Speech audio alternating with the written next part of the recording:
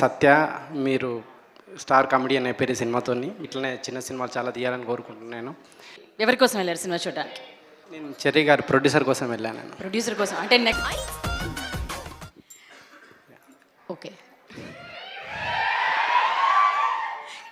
So అందరికి నమస్కారం అండి. నేను నిన్ననే సినిమా చూడడం జరిగింది.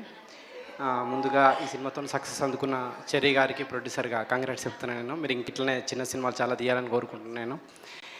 తర్వాత డైరెక్టర్ రితేష్ రాణా గారు మీ వర్క్ ఫాలో అవుతున్నాను నేను. మీరు ఇట్లనే ఇంకా కామెడీ సినిమాలు చేసి నవ్వించాలి అందరినీ.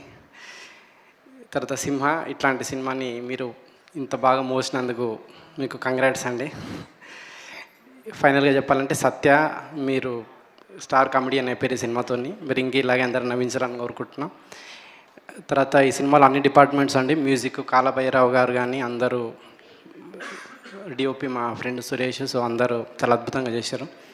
మీరు అందరి సినిమా వచ్చి ఎంజాయ్ చేయాలని కోరుకుంటున్నాను నేను. Thank you sir. ఇంకా ఉండండి సార్, అసలు సినిమాకి మీరు చిట్టి కోసం వెళ్ళారా లేకపోతే ఏంటి, ఎవరి కోసం వెళ్ళారు సినిమా చూడడానికి?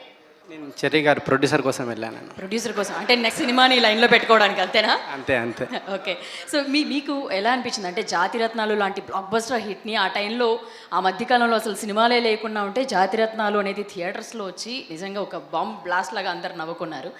సో ఈ సినిమా మీకు ఎలా అనిపించింది? ఆ రైటింగ్ కానీ లేకపోతే రితేష్ గారి రానగారిది అది ఎలా అనిపించారు? అదే అండి, థియేటర్లో మళ్ళీ అంత వైబ్ అంటే ఆడియన్స్ అంతా నవ్వుతూ ఎంజాయ్ చేస్తూ ఉన్నారు.